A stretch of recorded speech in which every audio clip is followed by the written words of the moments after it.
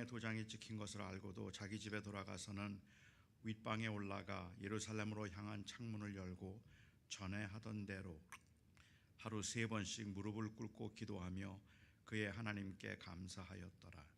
그 무리들이 모여서 다니엘이 자기 하나님 앞에 기도하며 간구하는 것을 발견하고 이에 그들이 나아가서 왕의 금령에 관하여 왕께 아뢰되 왕이여, 왕이 이미 금령에 왕의 도장을 찍어서 이제부터 30일 동안에는 누구든지 왕 외에 어떤 신에게나 사람에게 구하면 사자굴에 던져넣기로 하지 아니하였나이까 하니 왕이 대답하여 이르되 이 일이 확실하니 메대와 바사에 고치지 못하는 규례니라 하는지라.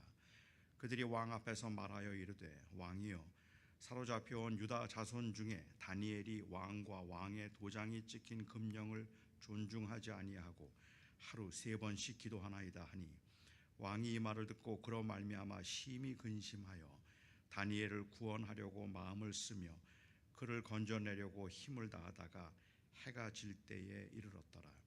그 무리들이 또 모여 왕에게로 나와서 왕께 말하되 왕이여, 메대와 바사의 규례를 아시거니와 왕께서 세우신 금령과 법도는 고치지 못할 것이니이다.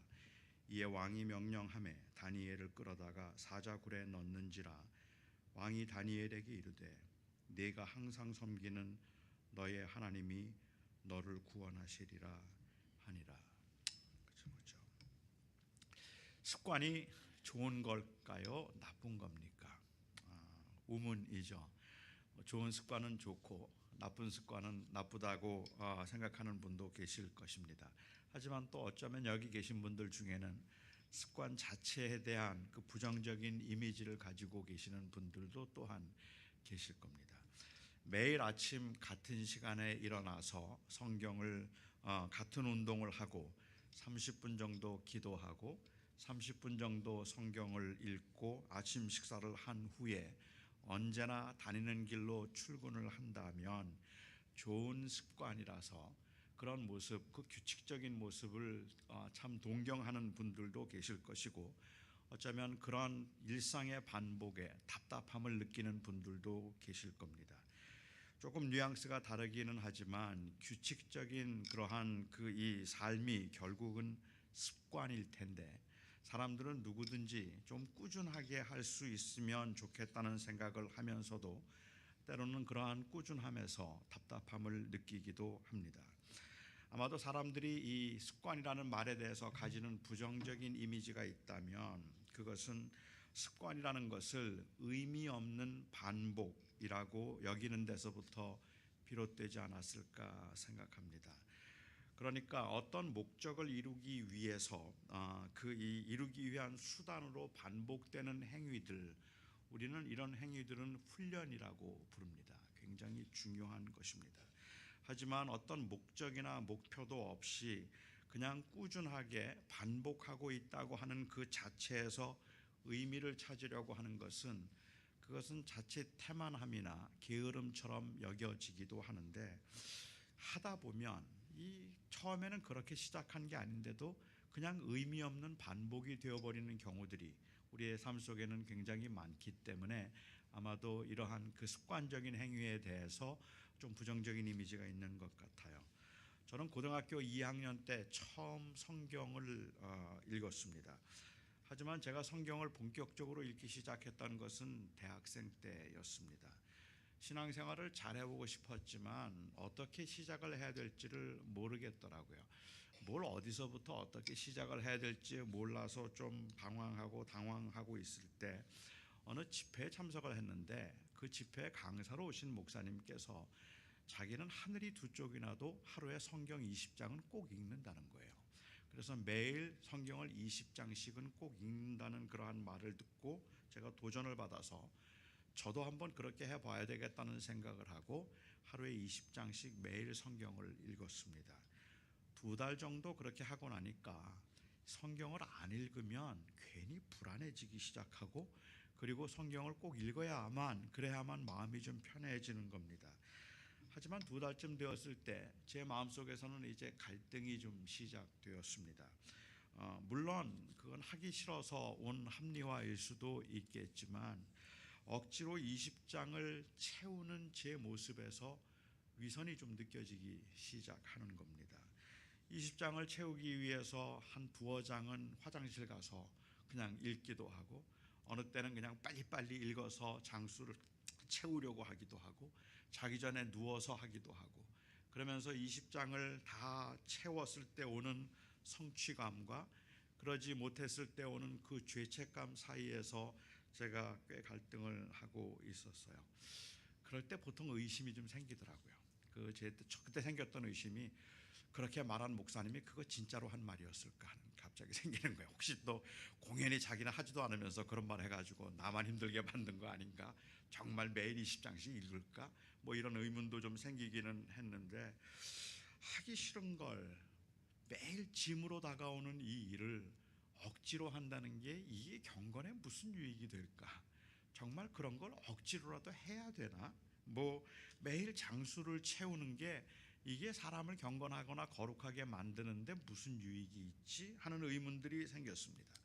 하나님이 원하시는 것은 마음이지, 마음이 담기지 않은 억지스러운 행위들이 무슨 하나님이 기뻐하신 일일까 하는 생각이 들고, 정말 성경이 읽고 싶을 때 그 성경이 좋아서 성경이 우러나와서 읽는 것이 그게 마땅하겠다 싶어서 성경을 읽고 싶을 때 우러나는 자발적인 마음으로 성경을 그때 읽겠다고 제가 2달 조금 지나서 성경 읽기를 그만두었습니다. 그리고 수십 년이 돼도 성경 읽고 싶은 마음은 안 생기는 것 같아요. 그 당시에는 제가 그냥 충동적으로 이 충동대로 하고 싶은 것만 하는 것보다는 뭐 하고 싶은 마음에서 비롯된 해야 할 일을 하는 것, 그게 바로 성숙함이라는 것을 그 당시에는 제가 잘 몰랐습니다. 절제라는 게 뭡니까?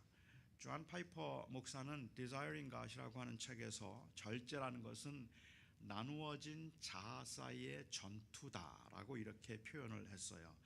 간단하게 정의를 하자면 한 욕망이 다른 욕망을 누르는 것, 그것이 바로 절제라는 말입니다.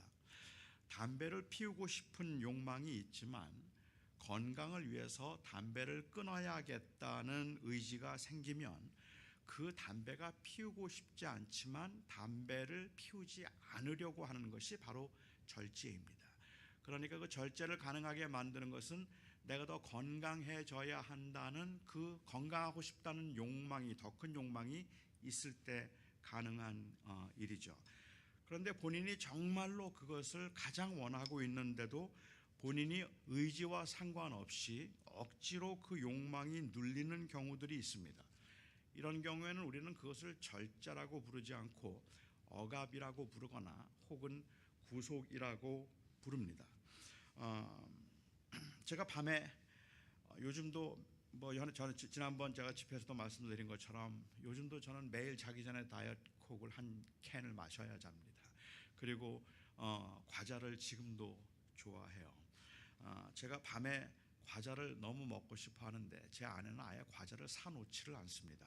그렇기 때문에 저는 그 그로서리 쇼핑을 거의 가지 않지만 과자만 사러 갑니다. 과자는 제가 꼭 지금도 과자를 좋아하는데, 제가 밤에 과자가 먹고 싶은데 제 아내가 절제하라고 하면서 과자를 다 감추어 놓고 저는 그 과자를 찾다가 못 찾아서 씩씩거리면서 잠을 잤다면 우리는 그것을 절제라고 부르지 않고 구속이라고 부릅니다. 우리는 그것을 억압이라고 부르죠. 제가 밤에 과자가 먹고 싶은데 아침에 당을 쟀더니 당이 너무 높게 나와서 겁이 나고 또 자꾸 살이 찌는 것 같아서 내 건강을 위해서 과자를 먹지 말아야 되겠다 하는 생각이 들고, 그래서 제가 그 과자를 먹고 싶은 욕망을 밤에 참고 잤다면 그때 우리는 그것을 절제라고 부릅니다. 그러니까 절제라는 것은 단순히 하고 싶은 것을 하지 않는 것이 절제가 아니라 하고 싶은 그 충동적인 욕망을 더 큰 욕망이 누르는 것입니다. 지금은 과자가 먹고 싶지만, 그렇지만 건강하고 싶다는 더 큰 욕망이 과자를 먹지 않게 만들 때, 그때 우리는 그것을 절제라고 부르니까 결국 절제라는 것은 내가 하고 싶은 것을 하느냐 하지 않느냐의 문제가 아니라 결국은 어떤 욕망, 궁극적인 욕망이 무엇인가 하는 것의 문제라고 생각을 합니다. 우리의 자녀들을 보면 많은 대부분의 자녀들이 좋은 대학교에 가고 싶다는 욕망이 있습니다. 그런데 이 궁극적인 욕망이 일시적인 욕망, 충동을 이기지를 못합니다. 좋은 대학에 가고 싶은 마음은 있지만 금요일이면 놀고 싶어요. 게임을 하고 싶어요. 그리고 조금 더 자고 싶어요. 이 조금 더 자고 싶고 조금 더 놀고 싶고 그리고 조금 더 편하게 지내고 싶은 그 충동적인 욕망을 이겨내지 못하면 결국은 궁극적인 욕망이 이루어지지 않기 때문에 이런 경우에 발생하는 일들은 거의 모든 경우에 후회를 합니다. 내가 그때 왜 잤지? 그때 공부를 했어야 되는데 내가 왜 잤지? 하고 결국은 후회를 합니다. 하지만 좋은 대학에 가고 싶다는 욕망이 아예 없는 친구들이 있습니다. 그런 친구들의 경우에 있어서는 그 부모들이 그래서 공부하라고 게임을 못하게 하거나 아니면 그래서 잠을 좀 못 자게 하거나 이러면 굉장히 불행하다고 생각을 합니다. 그 이유가 있다면 그것은 내 마음속에 정말 원하는 것이 있는데 그 원하는 것을 할 수 없다는 것에 대한 그러한 불만이기 때문에 그렇습니다. 그러면 절제가 안 되죠. 그러니까 우리가 성경을 습관적으로 읽어야 하는가 아니면 기도를 습관적으로 해야 하는가의 문제의 답은 무엇이 궁극적인 욕망인가 하는 것에 있다고 저는 생각을 합니다. 그리스도를 알아가고 그리고 그리스도를 닮아가며 또한 그리스도와 동행하고 싶다는 열망이 있다면 그 열망은 어떤 모양으로든지 습관이다 싶을 수 있는 반복적인 행위를 가능하게 만들 것입니다. 저는 지금 생각하면 그 당시에 제가 그 고비를 잘 넘겨서 한 1, 2년을 견뎠더라면 아마도 20장을 읽지 않고는 하루를 제가 마감할 수 없는 좋은 습관이 제 안에 자리매김을 했을지도 모릅니다. 아니 어쩌면 그 반대로는 주님과 함께 동행하고 싶다는 열망보다 내가 그렇게 20장씩 성경을 읽고 있다는 그러한 자기의와 자기 성취로 인한 그 만족으로 더 이상은 의미 없다 싶어도 그만둘 수 없는 삶의 한 부분으로 그냥 굳어버린 그러한 모습이 될지도 모르겠습니다. 반복된 행위 자체의 의미가 있는 것은 아니지만 그것을 가능하게 할 수 있는 궁극적인 열정이 있다는 것은 굉장히 중요합니다. 어느 분이 처음 교회에 발을 들여놓은 후에 30년 동안 한 주일도 빠짐없이 똑같은 시간에 똑같은 자리에 앉아서 예배를 했습니다. 한 주도 빠지지 않고 그 같은 자리에서 항상 예배에 참석하는 그분의 그 성실함에 감격이 되어서 목사님이 어떻게 그렇게 30년 동안을 한결같이 예배의 자리를 지킬 수 있었는가 물었습니다.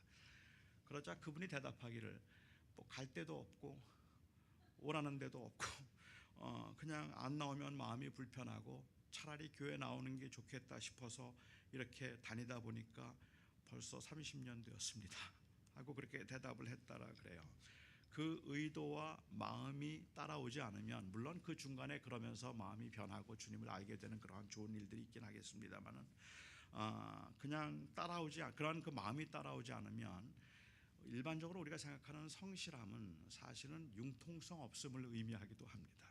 아니 오죽하면 그래 한 번도 어디를 못 가 매일 거기만 나와 있어야 돼 하는 그러한 융통성 없음으로 이해가 되기도 하죠.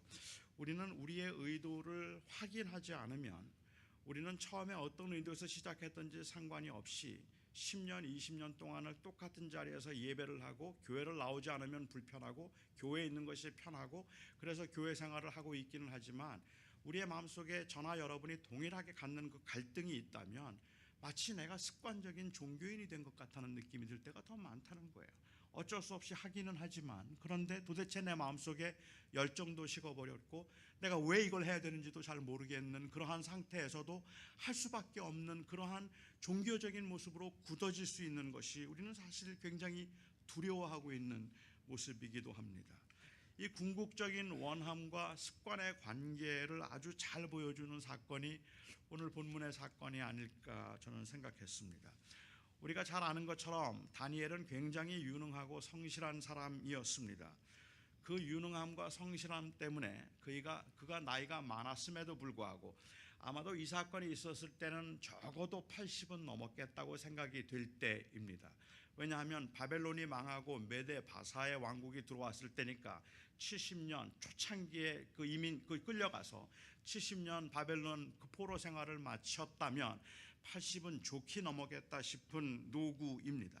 그리고 나이가 많은, 더구나 거기에 살고 있던 이방인이었던 유대인이었고 전 정권이었던 바벨론에 충성했다는 이 열악한 조건에도 불구하고 정권이 바뀌고 난 후에 메대 왕국의 3정승 중 한 사람이 되었습니다.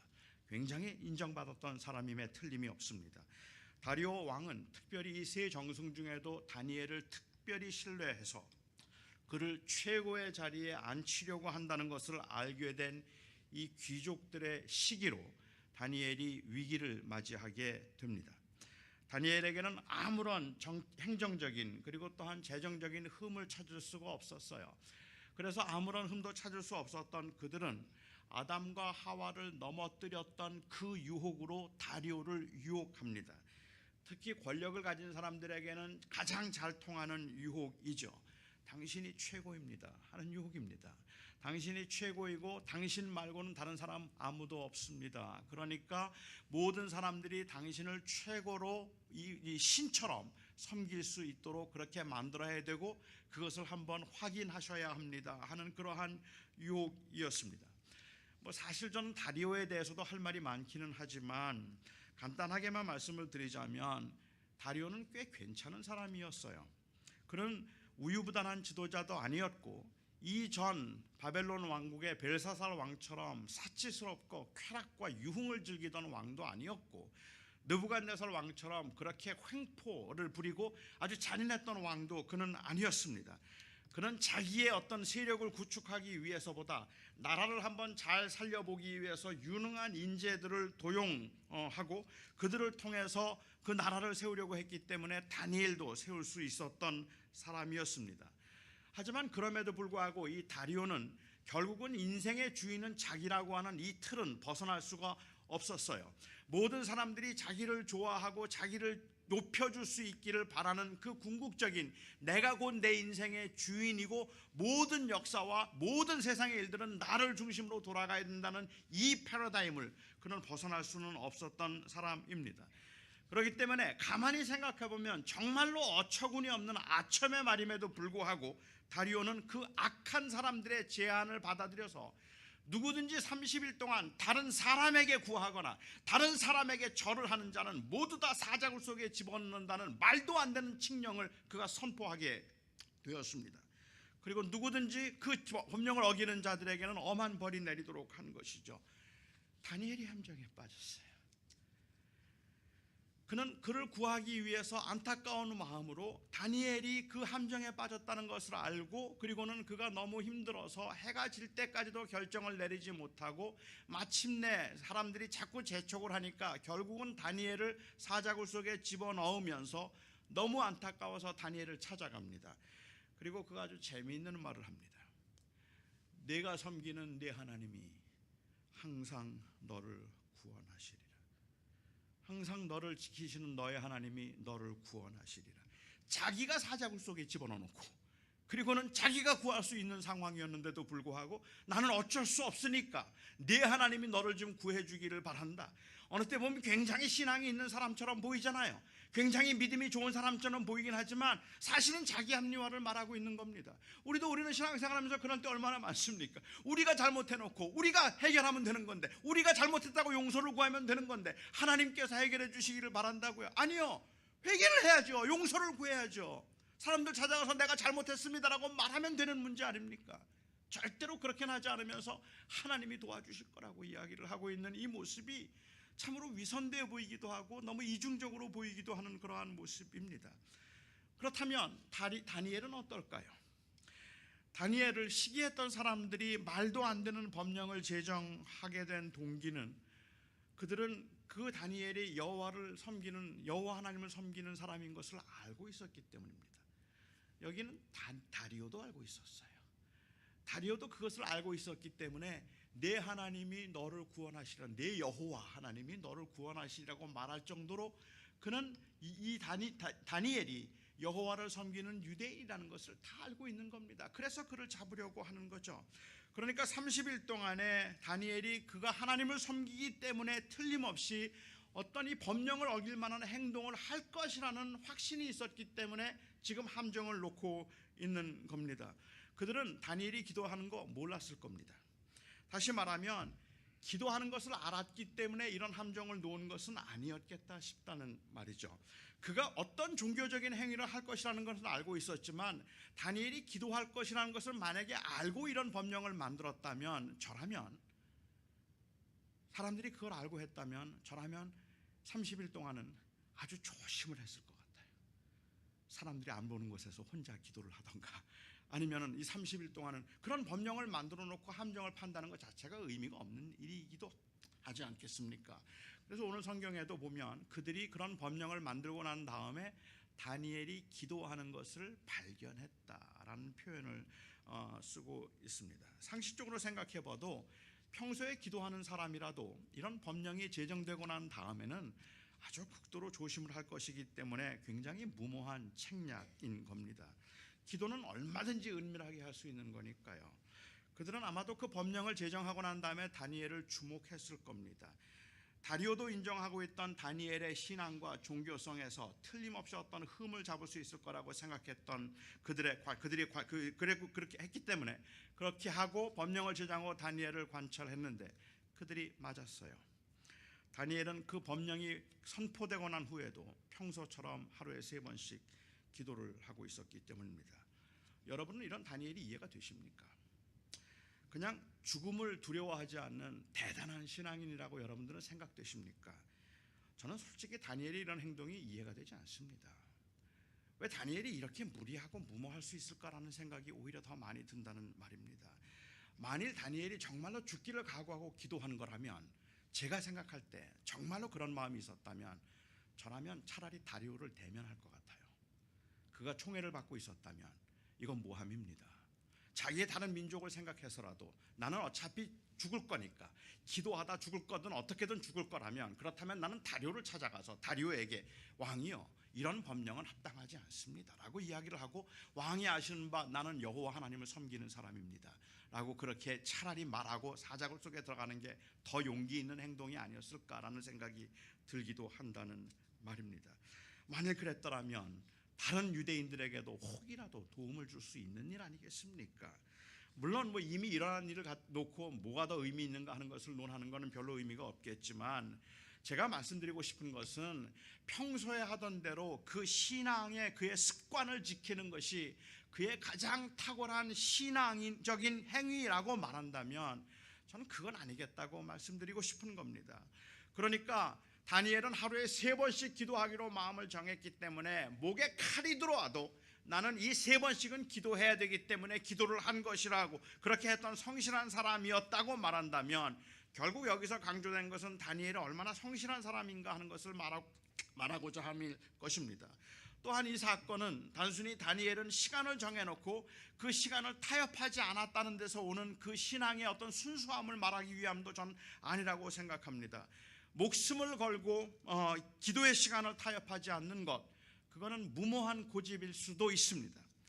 밤 9시에 매일 기도하기로 했는데 아이가 배가 아프다고 갑자기 배를 붙들고 대굴대굴 뒹굴고 있습니다. 그런데도 밤 9시에 하나님과 기도하기로 했기 때문에 기도가 끝날 때까지는 아이를 병원에 데려갈 수 없다고 기도하러 들어간다면 여러분은 그 신앙을 건전한 신앙이라고 생각을 하실 수 있겠습니까? 저는 건전할 수도 있다고 생각해요. 그런데 그렇지 않아도 된다는 것을 말씀드리고 싶은 거예요.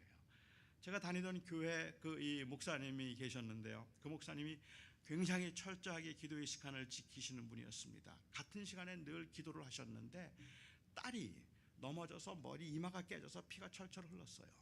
이 목사님 기도 끝날 때까지 그 딸을 병원에 데려가지 않으셨습니다. 우리는 그 당시에 그 목사님의 신앙을 굉장히 타협하지 않는 그 위대한 신앙이라고 존경을 했었어요. 저는 그럴 수 있다고 생각해요. 그분의 그런 거 소신일 테니까. 하지만 모두가 그래야 된다거나 그래서 그게 좋은 신앙이라고 말을 한다면 저는 좀 이의를 제기하고 싶다는 말입니다.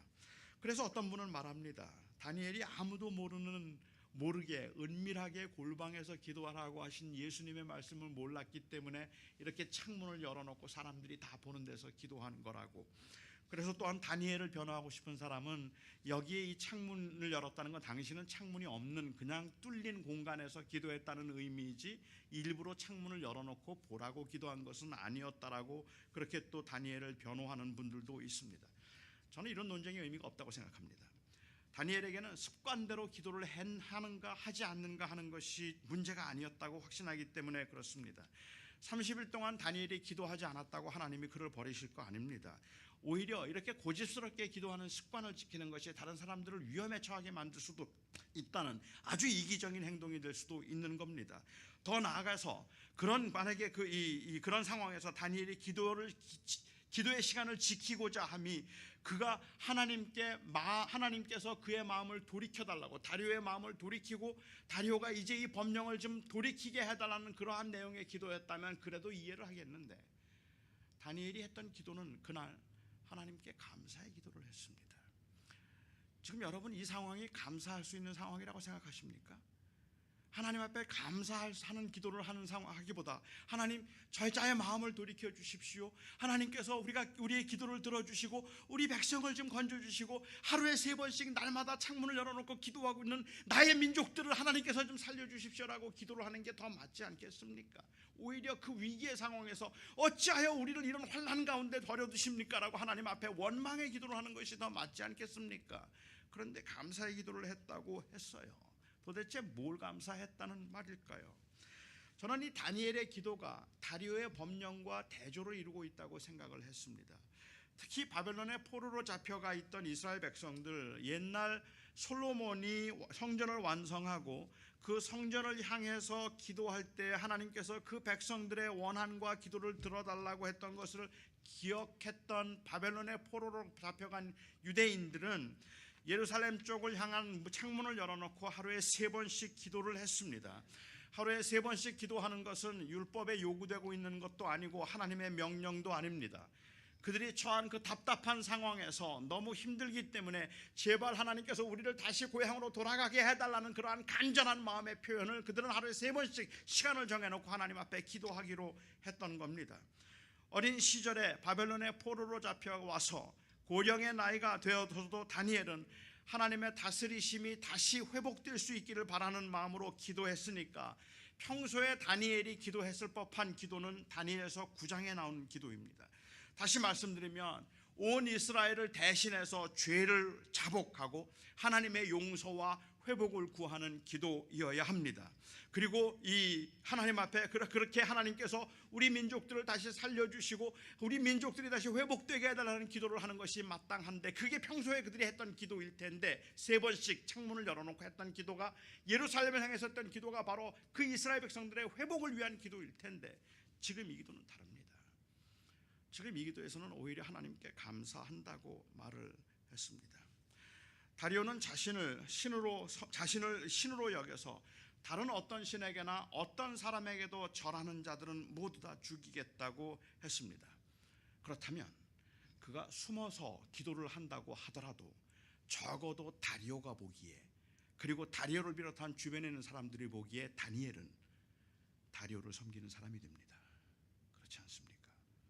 이제 모든 사람들은 다 왕에게만 절을 하고 왕에게만 신뢰해서 다른 누구에게도 절하지 말라고 한 그의 명령 앞에서 숨어서 기도를 한다고 하더라도 다른 사람들이 보기에는, 그러니까 모든 사람들은 다 다리오를 왕으로 섬기는 것처럼 보여질 수 있는 그러한 상황에서 다니엘은 지금 그것을 거부하고 있는 겁니다. 그러니까 다니엘이 하고 있는 그 기도에 감사의 기도라는 말은 결국은 하나님, 다리오가 아니라 여호와가 내 주님입니다. 이 고백입니다. 이 상황에서도 하나님, 저는 다른 어떤 것을 의지하지 아니하고 오직 여호와 하나님만 내가 의지합니다. 나를 지금까지 지켜주신 분이 여호와 하나님이시고 나와 동행하시며 나와 함께 하실 분이 바로 여호와 하나님 한 분뿐이신 것을 내가 고백합니다. 하는 그 신앙적 고백을 가리켜서 이 성경은 감사라고 이야기를 했습니다. 그러니까 지금 다니엘 앞에 놓여 있는 문제는 고백의 문제이지 사실은 기도의 문제가 아닙니다. 지금 이 문제는 습관적인 기도의 행위를 하느냐 하지 않느냐 하는 것이 문제가 아니라 목숨을 건 고백의 문제입니다. 지금 그는 여호와 하나님만이 내 하나님이라는 것을 고백해야 될 그러한 시기가 된 것을 알고 있었습니다. 꾸준히 기도해야 좋은 신앙인이라고 생각하지도 않았고 습관적으로 하던 일이라서 목숨을 걸고라도 그 시간은 반드시 지켜야 되겠다는 생각을 하지는 않았을 겁니다. 지금 이 기도는 모든 사람들 앞에, 아니 다리오 앞에, 왕이여 당신이 아니라 여호와가 내 하나님입니다, 이 고백을 해야 되는 순간인 겁니다. 그러니까 느부갓네살이 금신상을 만들어 놓고 누구에게 나에게 절하지 않는 자들은 모두 다 용광로 속에 집어넣겠다고 했을 때 그들에게 절하지 않았던 그 세 친구와 똑같은 입장이 되었다는 말입니다. 지금 나는 다른 어떤 신도 아닌 여호와만 섬깁니다라는 그 고백을 해야 되는 상황이 되었다는 말이죠. 그러니까 30일 동안만 기도하지 않았으면 되었지 않았겠는가라든지, 사람에게 보이지 않으려고 은밀하게 기도한다고 뭐가 문제가 되겠는가라든지, 습관적으로 기도하지 말고 아무도 보지 않을 때 밤이나 새벽에 기도했더라면 이런 문제 없었지 않았겠는가라든지 하는 것들은 적절한 대답이 아닙니다. 다시 말씀드리지만 다니엘은 단순히 목에 칼이 들어와도 내 기도하는 습관은 반드시 지켜야 되겠다고 기도한 것도 아니고, 환난을 피하겠다고 그래서 기도를 한 것도 아니라, 오히려 자기를 그 환난에 집어넣은 여호와 하나님 앞에서 그래도 여호와 하나님만이 내 하나님이라는 신앙의 고백을 하고 있는 행위라는 말입니다. 그것을 오늘 본문은 감사라고 표현을 하고 있습니다. 저는 사실 우리 모두가 우리 자신을 최고로 만들어주겠다는 이 수많은 유혹 가운데 살고 있다고 생각합니다. 재물의 유혹이 그렇고, 그리고 명예의 유혹이 그렇고, 최근에는 쾌락의 유혹들이 그렇습니다. 어쩌면 계속되는 환난과 고난 가운데 낙심 또한 바로 이러한 유혹의 일종일 거라고 생각을 합니다. 이런 상황에서 새벽마다 시간을 정해놓고 그리고 기도를 하고 시간을 정해서 기도하지만, 때로는 그 기도조차도 결국은 자신을 주인으로 만드는 수단에 불과한 경우들이 허다하게 많이 있습니다. 이 모든 기도를 통해서 내가 좀 잘 되기를 바라는 마음, 그런 마음이 나쁘지 않겠지만 그냥 그것이 궁극적인 욕망과 수단이 되어버린 경우들이 더 많더라는 말입니다. 환난 가운데 건져달라는 기도도, 형통하게 해달라는 기도도 하나님 앞에서 살아가겠다는 몸부림이 아니라 하나님의 도움으로 자기가 주인이 되어서 내 인생을 형통하게 만들겠다는 그러한 몸부림이라면, 하루에 3번을 시간을 정해서 그 시간을 타협하지 않는 철저함을 보여도 그것조차 불신앙일 수 있는 겁니다. 결국은 나를 섬기기 위해서 하나님을 이용하는 것처럼 보일 수 있기 때문에 그렇습니다. 기도는 하나님이 내 인생의 주인이라는 고백입니다. 하나님의 원하심을 따라서 살겠다는 헌신입니다. 특히 오늘 다니엘의 기도는 이 다리오의 그 이 선언과 아주 대조를 이루고 있음을 주목해 보아야 할 것입니다. 노구의 몸으로 무릎을 꿇고 예루살렘 쪽을 향해 열린 창문 앞에서 감사의 기도를 하고 있는 이 다니엘이 말할 수 없이 제게는 고맙고 그리고 감동적인 것은 60년을 계속했겠다 싶은 그 성실함도 아니고, 타협하지 않고 기도의 시간을 지키는 그의 철저함 때문이 아닙니다. 정말로 그 위기의 상황에서도, 그 어려운 상황에서도 오직 여호와만 나의 하나님이라고 하는 그 신앙의 고백을 할 수 있는 그 믿음의 고백이 저에게는 너무 고맙습니다. 왜냐하면 저도 살아가면서 너무 많은 유혹을 받기 때문에 그래요.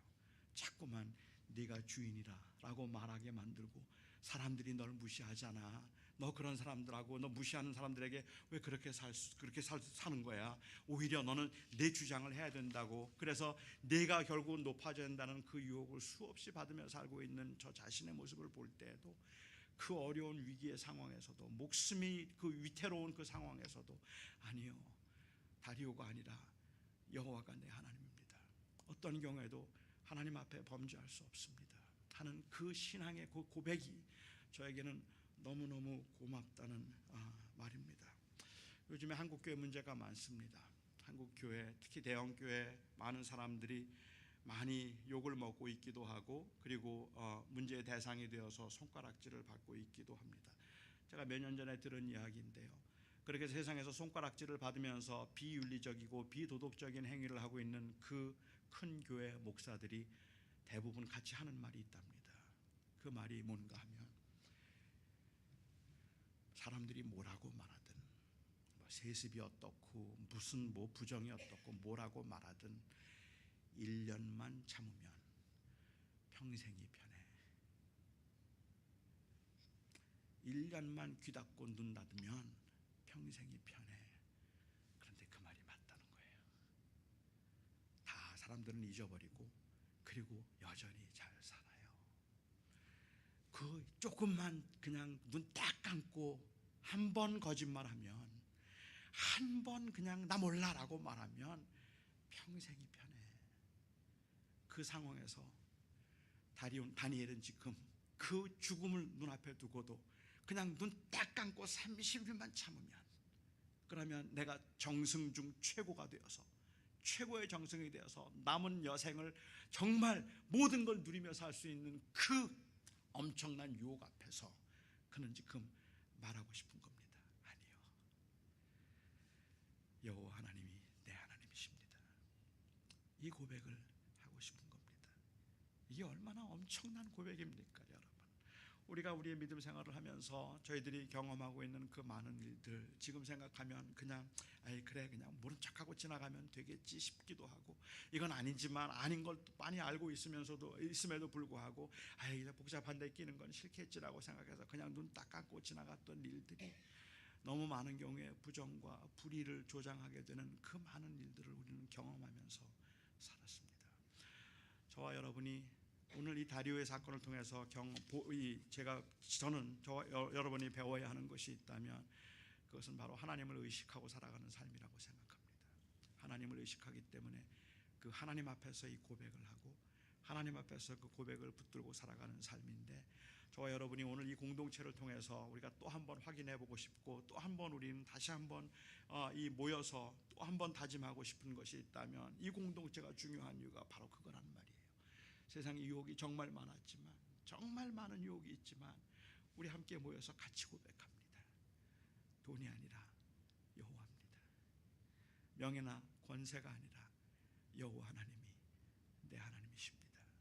이 고백을 함께 할 수 있고 이 고백을 붙들 수 있고 그리고 이 고백을 확인할 수 있다는 것이 저희들에게는 더할 수 없이 큰 힘이라는 말입니다. 다시 한번 여러분들에게 말씀을 드립니다. 다리오는 다니엘을 사랑했지만 자기가 최고가 되기 위해서 어쩔 수 없이 내 하나님이 너를 건져주리라. 큰일 나잖아요, 건져주면. 그렇잖아요. 자기는 지금 다른 누구에게도 절을 하지 못하게 만들어 놓고 그리고 그를 던지는 불가항력적이라고 생각되는 그 일 앞에서 자기가 주인이기 때문에 타협했고, 다니엘은 그 상황에서 오직 여호와만 내 하나님이십니다. 이 고백을 그는 붙들어야만 했습니다. 저와 여러분이 오늘 이 예배를 통해서 여호와가 내 하나님입니다, 돈이 내 하나님이 아닙니다, 바로 이 고백이 회복되기 때문에 가난한데 용기를 내는 겁니다. 그리고 바로 그 고백 때문에 너무 인생이 잘 풀리는데